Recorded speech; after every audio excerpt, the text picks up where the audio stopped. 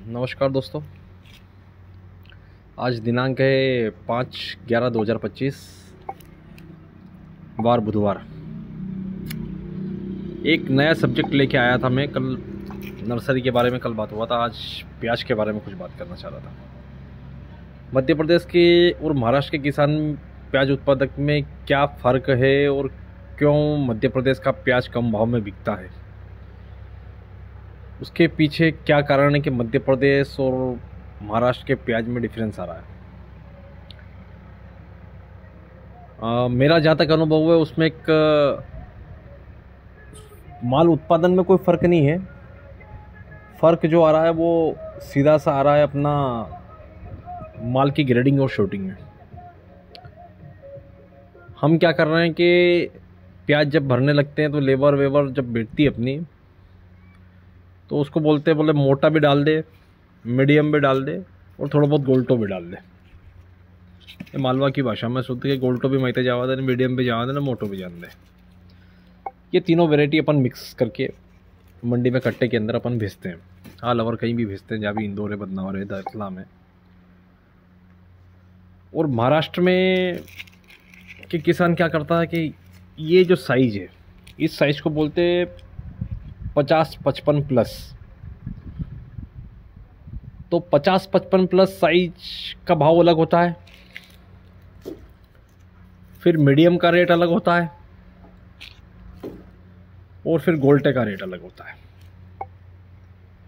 तीनों चीज़ें में रेट का डिफरेंस आता है।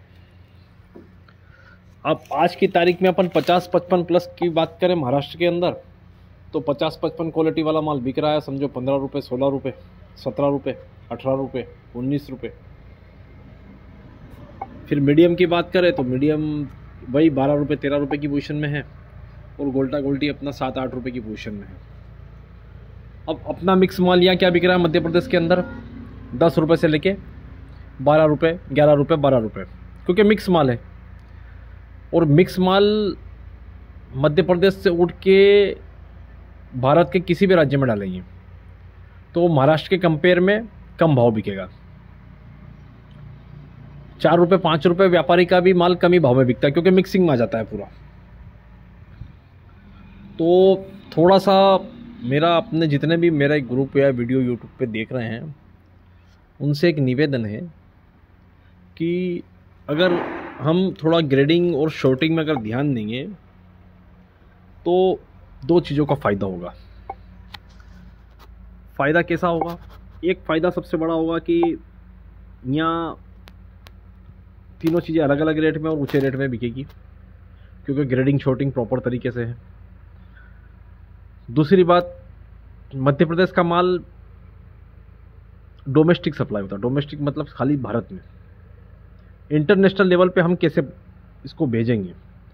तो जब तक हम ग्रेडिंग और शॉर्टिंग में नहीं जाएंगे, कोई निर्यातक हमारे पास में पहुंचेगा नहीं। मध्य प्रदेश के अंदर निर्यातक काम करने में इसीलिए सोचते हैं क्योंकि उनको जो क्वालिटी और वेराइटी चाहिए वो लोग यहाँ का किसान देता नहीं है। और मिक्सिंग माल आता है, फिर कट्टे में कुछ भी आ जाता है, और उसके कारण हम लोगों को थोड़ा 4 रुपये, 5 रुपये का डिफरेंस आ रहा है। तो मेरा एक सा सोचना है कि जो भी किसान अपना माल भरे तो उसको प्रॉपर ग्रेडिंग करके 3 क्वालिटी में बना के ही भरे। यो नहीं कि यो भी 2-3 लाख देने, यो भी 2-3 लाख देने, यो भी 2-3 लाख देने। 2-3 लाख पास से कितना फ़र्क पड़ रहा है माल बेचाओ में। महाराष्ट्र का कंपेयर में 4 रुपये, 5 रुपये किलो को फ़र्क है।